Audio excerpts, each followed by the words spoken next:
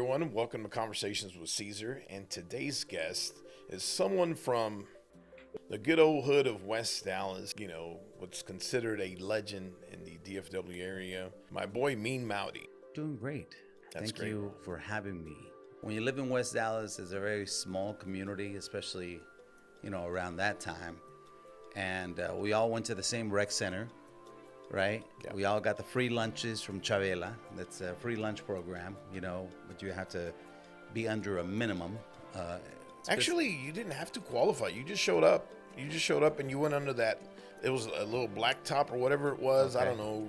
And you go get a free lunch. And Yeah. everybody just sit out on the lawn and eat. If I can skip the line and go twice and get that free cold sandwich, to me it was the best cold sandwiches because growing up Mexican, my mama didn't make no sandwiches. Yeah. It was just tortillas and frijoles and that's it.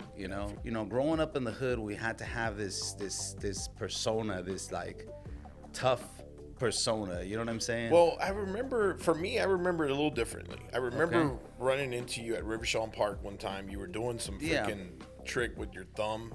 Oh yeah, the magic trick with the fake thumb. Yeah. Yeah, that was a way for me to pick up girls. And I remember you were already, at that point joking around, being a jokester, and you had a great sense of humor. Yeah. And I think that's what really made it fun to be around you Yeah. and to talk to you, because it was always a very humorous conversation. Yes. Yeah. And so I think that's how, if I remember correctly, that's how we initially started to kind of click and hang out. So around that time, my dream was to work as a DJ at the radio station, right? And me and my dad, we had this back and forth.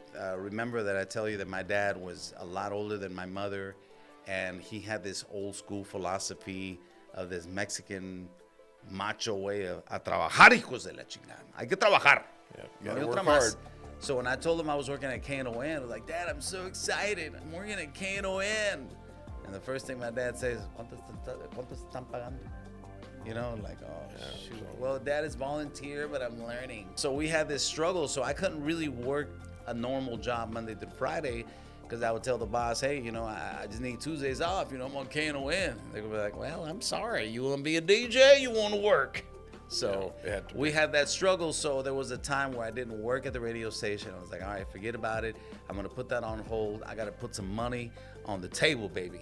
So I open the Dallas Morning News. I open it up and I look at the want ads, and it says there, $1,000 a week. Let's go, baby. In all caps. All right. Like, no college education. That's me. Get my dumb ass up there. Let's go. All right. So I go all the way to Miller and 635, drive way over there. And then this guy goes over there, you can make some money, baby.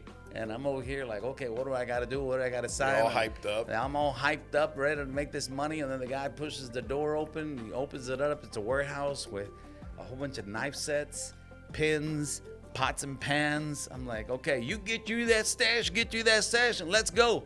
So before you know it, I'm in direct sales. Street sales, basically. Yes, yeah. I'm going door to door, Yeah. from business to business to business. And I got all these pots and pans and knife sets, and I'm walking around like this. Hey, how are you doing? My name is Mowdy. I work for a clearance agency, and I'm going to be honest with you.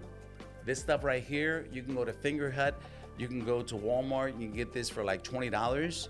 Right now, what I have right now is absolutely half off. I can get it to you right now for $10. How many do you want? That was the pitch. Man, you still got the pitch. They already brainwashed me. You know what I'm saying? What would you tell yourself? What would you tell your younger self? I would just tell myself, be focused. Keep your eye on the prize. Don't worry about nobody. There was a lot of hate that I got while I was in my path, and some of that stuff, it did affect me a little bit. You know what I'm saying? Sure. Because it was like, man, I'm over here trying to do the right thing. I don't get in people's way, but man, there was a lot of hate. I've forgiven those people, you know what I'm saying? And they're different people now, you know what I'm saying? But, I just wish that there was a lot of things that I wish that didn't bother me back then. Sure. But when you're young, you're a little bit more hothead, like, man, what the heck is going on, Yeah.